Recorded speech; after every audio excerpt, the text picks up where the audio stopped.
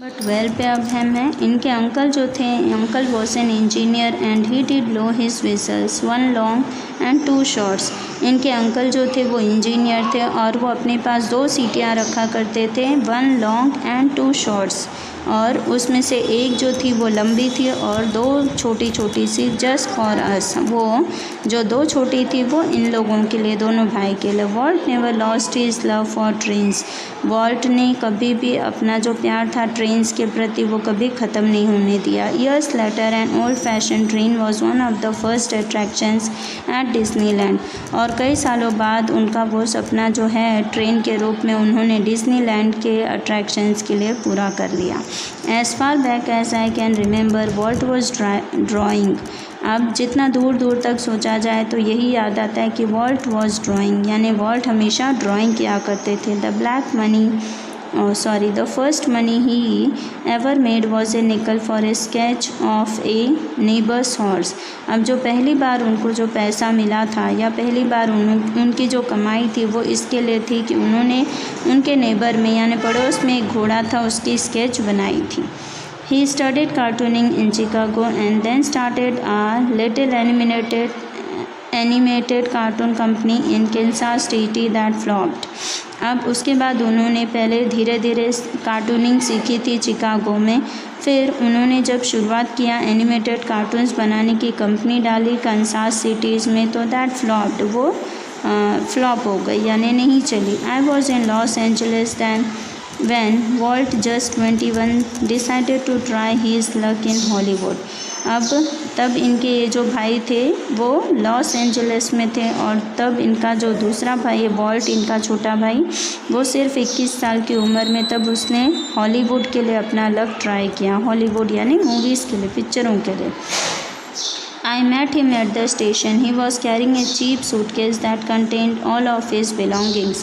अब ये उनसे एक स्टेशन पर मिले थे, वहाँ पर उनके हाथ में एक सस्ता सा सूटकेस था।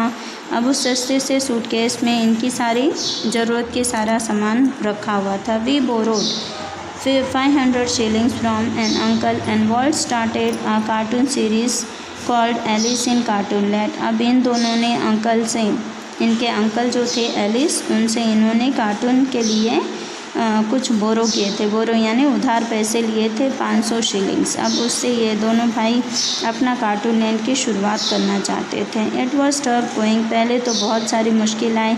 Vault did all the animation, Walt ने बड़े आसानी से सारी चीज़ों को संभाल लिया। And I crank the old fashion camera, और इनका जो दूसरा भाई था वो पुराने ओल्ड टाइप का फैशन वाला कैमरा लेके पिक्चर्स लिया करते थे।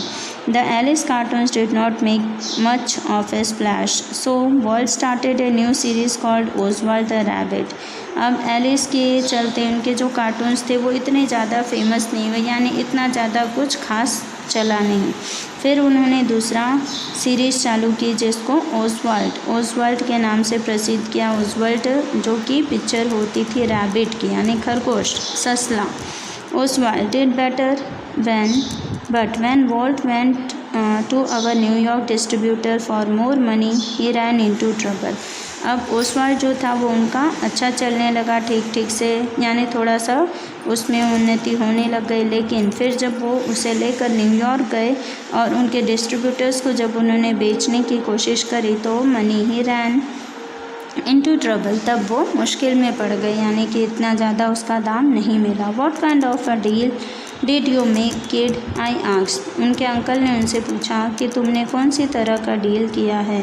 We haven't got a deal, Walt admitted. Walt ने कहा हमारी कोई डील नहीं हुई, यानी कोई सौदा नहीं हुआ था। The distributor copyrighted Oswald and he is taking over the series himself. उन्होंने बताया कि जो डिस्ट्रीब्यूटर है उसने क्या किया है, कॉपीराइट, ओसवाल्ड का कॉपीराइट कर लिया है, यानी कि उसी की तरह दूसरा बना लिया और वो उस सीरीज़ को खुद ही सेल करेगा। Strangely Walt did not seem down hearted, लेकिन उनके अंकल ने बोला ये तो बहुत अजीब सी बात हुई, लेकिन वॉल्ट ने फिर भी अपना दिल नहीं टूटने दिया। We are going to start a new series, उन्होंने फिर से नए सीरीज़ की शुरुआत करने की ठान ली। ही एंथुज्ड, इट्स अबाउट ए माउस। फिर उन्होंने नई जो शुरुआत की वो उन्होंने माउस यानी कि चूहा, अब चूहे से उन्होंने शुरू करने की ठान ली। And this time we all own the mouse. अब इस बार वो लोग माउस के नाम से काफ़ी प्रसिद्ध हो गया। ओन यानी जीत गए थे।